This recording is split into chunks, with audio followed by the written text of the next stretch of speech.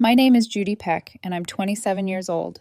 If you asked me a year ago who I was, I would have said a woman in love, a bride to be, someone about to start her happily ever after. I used to believe in fairy tales, not the Disney kind, with castles and magic spells, but the ones you hope for in real life. The story where you meet your person, build a future together, and face the world as a team. For 5 years, I thought I was living that fairy tale with Ethan. We met in college, sitting next to each other in a literature class neither of us had planned on taking. He cracked a joke about the professor's monotone voice, and I laughed louder than I should have. That moment sparked something simple, something safe. At least it felt that way then. We fell in love fast. The kind of love where you memorize someone's coffee order, their worst fears, the way they tap their pen when they're nervous. Ethan knew I hated thunderstorms, so he always texted me the forecast. I knew he liked his shirts folded military style, even though he never served a day in his life. We fit together piece by piece until we believed nothing could break us. By the time I turned 27 and Ethan 26, we were engaged. 6 months from walking down the aisle. The save the dates had been mailed. The venue was booked vendors pinned to the corkboard in our apartment, a rainbow of sticky notes mapping our future. That corkboard was the last thing we built together that felt real before the walls started to crack. Looking back, the red flags weren't subtle. They weren't small nudges. They were bright flares I refused to see. At first, it was little arguments over the budget, over whether to invite my distant cousins over, how much his parents were contributing. That's normal, I told myself. Wedding stress, nothing more. But then came the silences. Ethan started spending long hours on his phone, grinning at messages I couldn't see. When I'd ask who it was, he'd shrug and say, "Just a friend." I wanted to believe him. Trust was the foundation of our relationship, wasn't it? If I started questioning him, it would mean the foundation wasn't there at all. So I didn't push. I laughed off my gut instinct and told myself every couple goes through phases. Then came the new job. Ethan got promoted, transferred into a different department. At first, I was thrilled for him. I even threw a small celebration in our apartment balloons, taped to the ceiling, a bottle of champagne chilled in the fridge. But within weeks, I couldn't escape her name. Lila. Every story he told about work somehow circled back to her. Lila's brilliant. Lila came up with this marketing pitch that blew everyone away. His eyes lit up when he said her name, a light I hadn't seen directed at me in months. He described her as ambitious, driven, a real go-getter. Then, almost casually, he'd add, "You know, a lot of people our age are just safe." Safe. I didn't realize it then, but that was the first quiet cut. The word slid under my skin like a blade. Was I safe? Predictable. The woman who loved routines, who balanced a budget, who dreamed of the Amalfi Coast for our honeymoon instead of some exotic, impulsive adventure. I brushed it off. I smiled, kissed his cheek, and told him I was proud of him. But a knot had formed in my stomach that never quite unraveled again.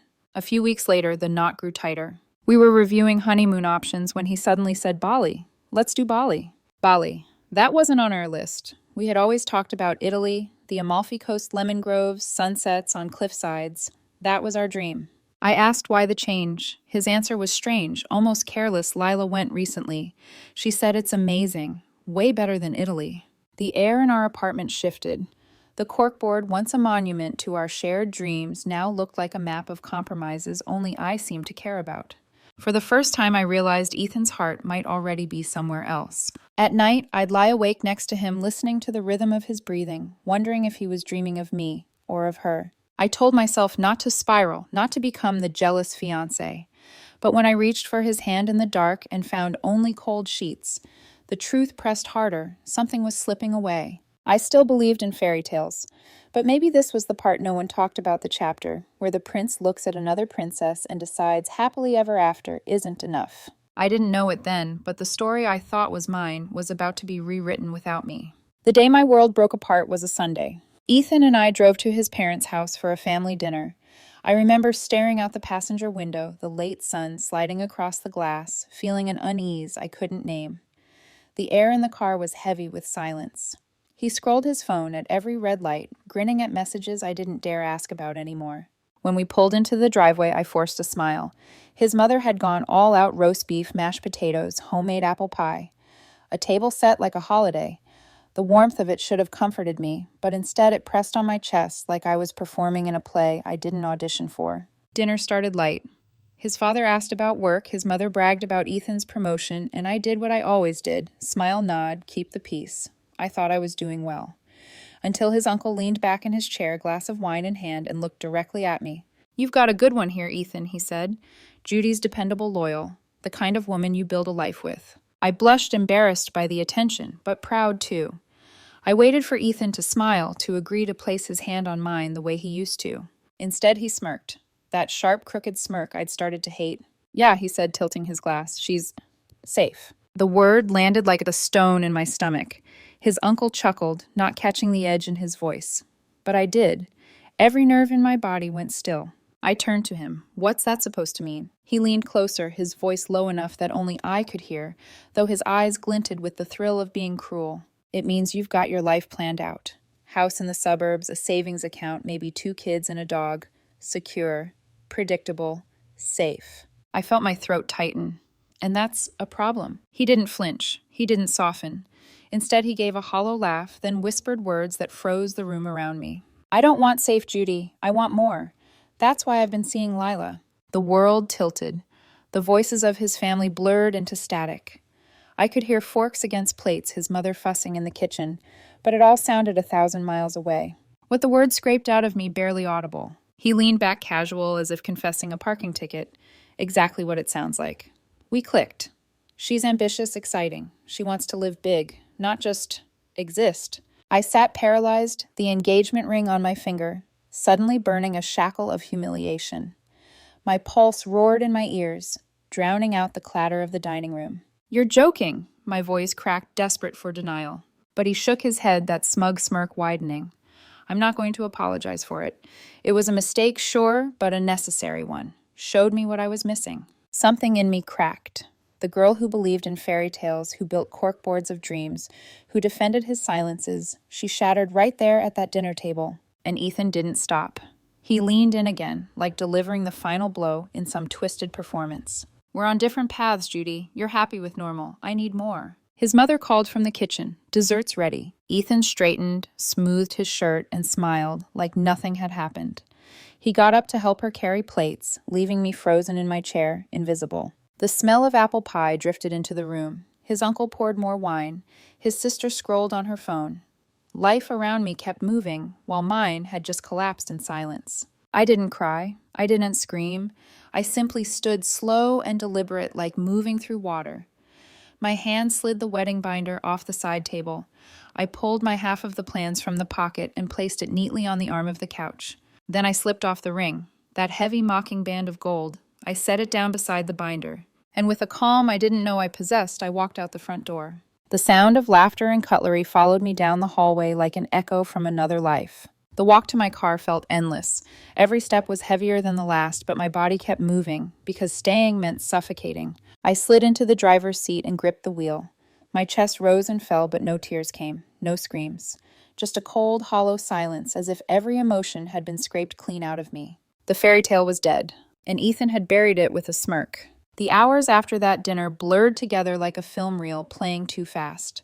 I don't remember the drive home, only that I sat in the car for a long time before moving.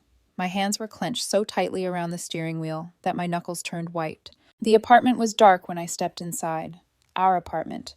The place where we had mapped out a future where the corkboard of dreams still hung above the desk, mocking me. I switched on the light and stared at it. Flight confirmations we never booked. Fabric swatches for bridesmaids' dresses. A Polaroid of us smiling at the venue tour. All of it felt like artifacts from a life that no longer belonged to me. I grabbed a cardboard box from the closet. The sound of it scraping against the floor felt like the start of a ritual. I began gathering his things, his cufflinks, his gym bag, the cologne that lingered too strong in the bathroom.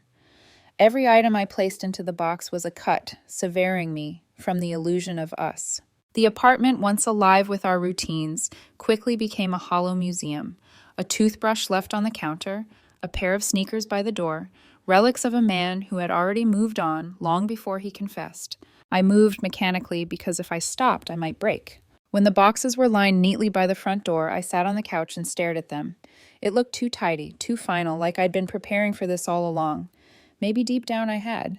The next morning I made the calls. The venue first.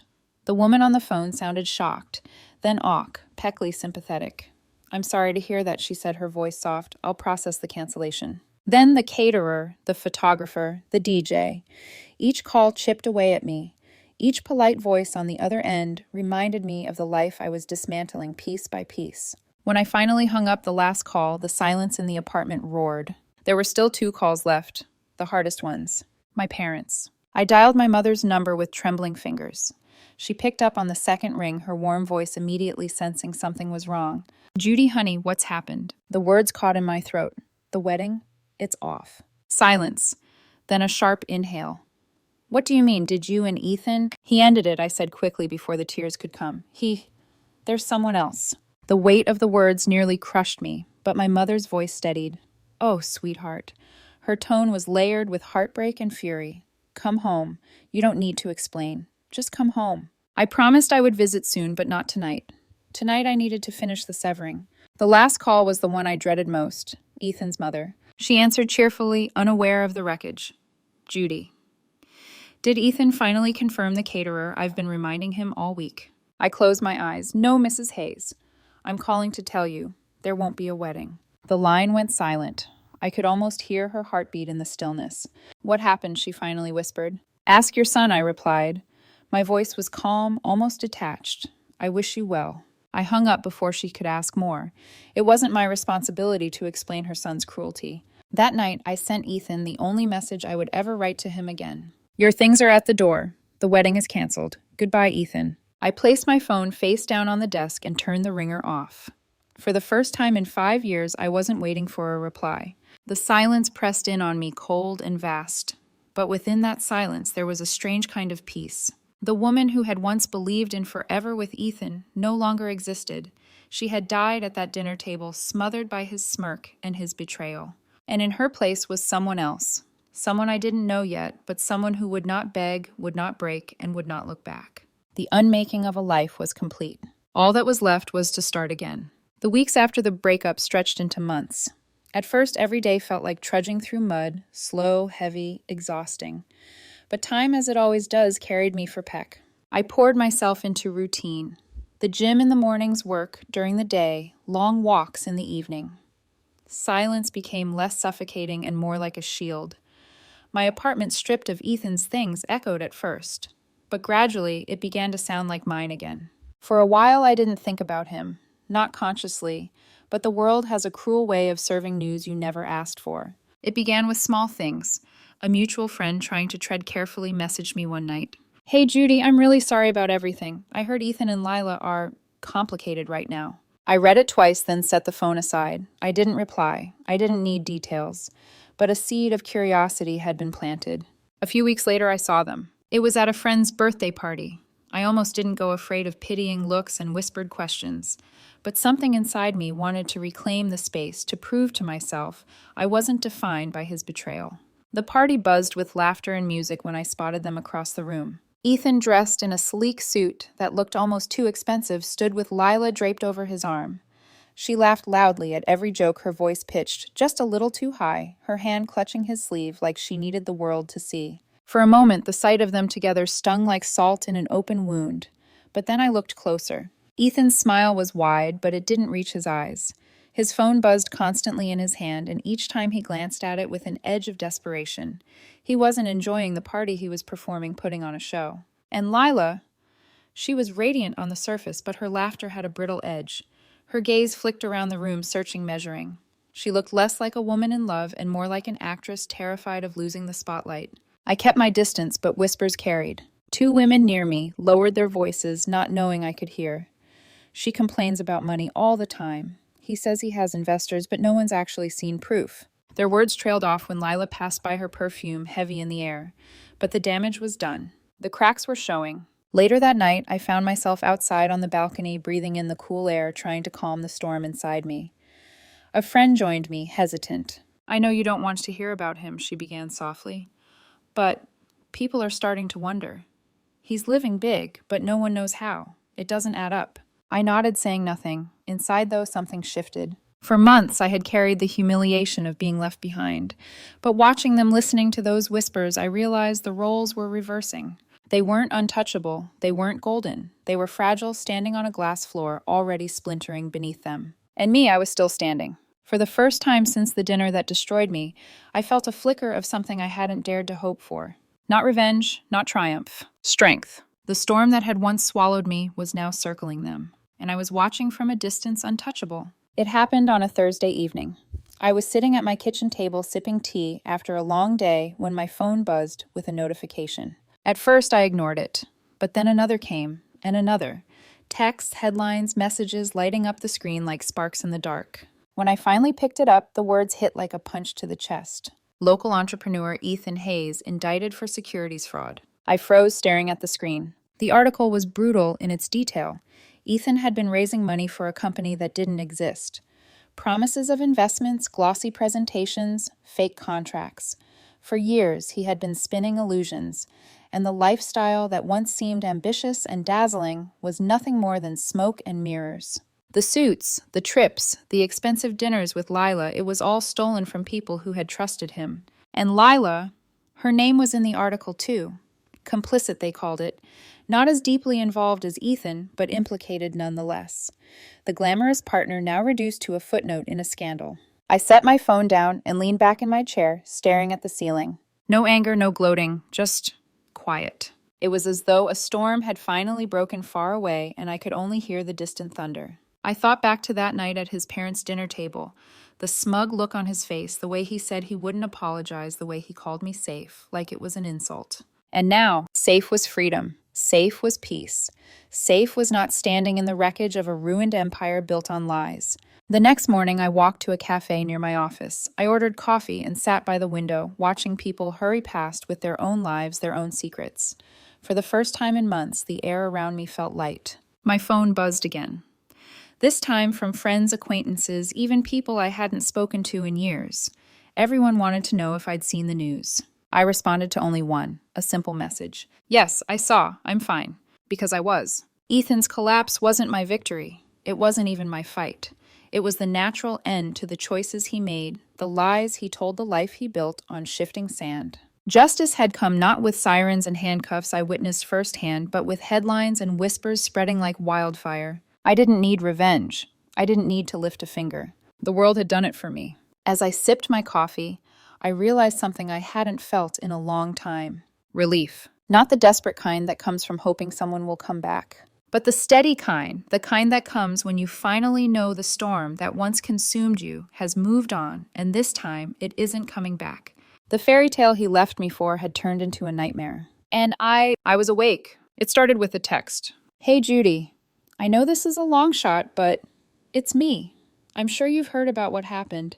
Things are really bad right now. I need someone to talk to. I stared at the screen, thumb hovering. For a heartbeat, I almost felt the old reflex, the pull to respond to comfort. That was who I used to be, the woman who soothed him when he failed, who believed his half-truths. But that woman was gone. I set the phone down. No reply. The next day, another text, then another. I feel so stupid. I made a mistake, Judy. I'm so sorry. You always listen to me. Can we talk? The words were hollow. They weren't apologies for betrayal. They were pleas for a soft landing.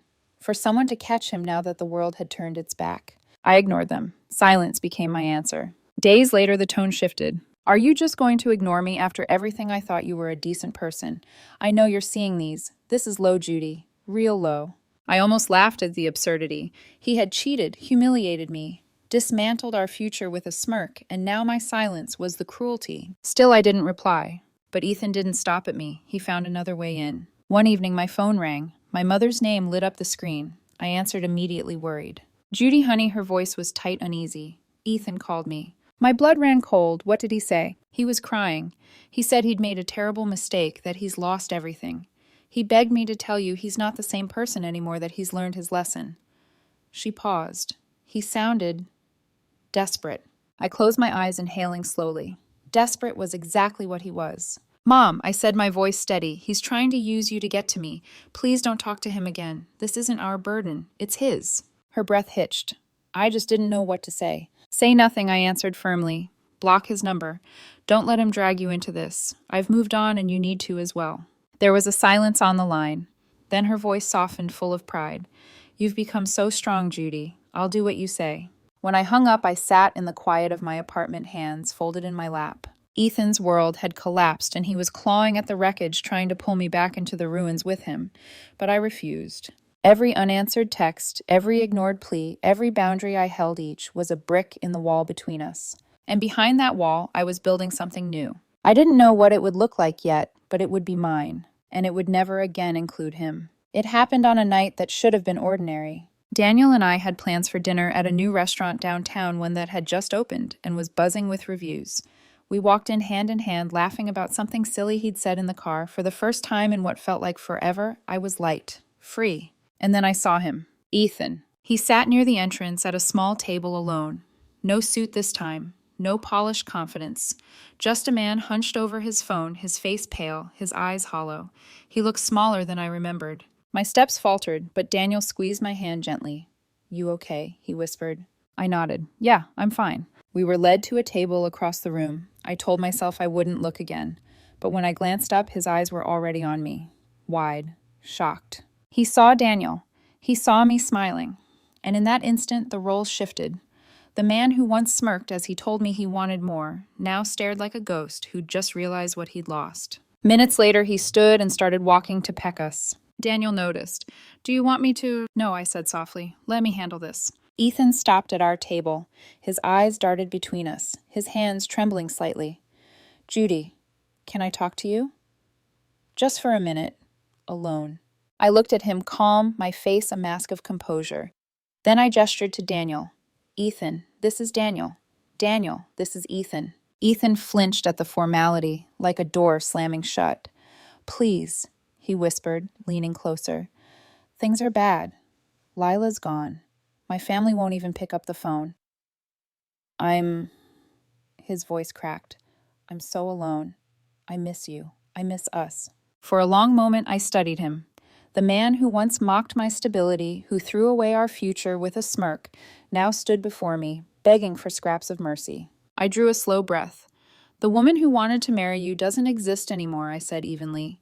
"She died the night you told her you weren't sorry." His face crumpled, but I didn't stop. The woman standing here now has a new life, a new plan, and she's never been happier. I glanced at Daniel, whose hand rested steady on mine. "Judy, please," Ethan whispered, his voice desperate, raw. "You don't understand." I cut him off, my tone final. "I do understand. And I genuinely hope you find whatever it is you're looking for, but it isn't here, and it will never be with me." The restaurant buzzed around us, clinking glasses, quiet laughter, the hum of conversations. But between us, silence stretched sharp and unyielding. Ethan opened his mouth again, but no words came. His eyes glistened, his shoulders sagged. He looked like a man finally realizing the cost of his choices. I turned back to Daniel, resuming our conversation as if Ethan had already left. My voice was steady, calm, warm. After a long, painful pause, Ethan stepped back. He lingered for a moment, then turned and walked away. I didn't watch him go, because the chapter was closed, and I was done rereading it. After that night at the restaurant, something inside me shifted for good. I had braced myself for years against the ghost of Ethan, his betrayal, his absence, his shadow over my life. I had feared that no matter how much I rebuilt, some part of me would always ache, always wonder what might have been. But when he walked away that evening, hunched and broken, I realized I felt nothing. No anger, no longing, not even pity. Just freedom. For so long, I thought strength would come from confrontation, from screaming, demanding answers, making him feel the weight of the pain he caused me.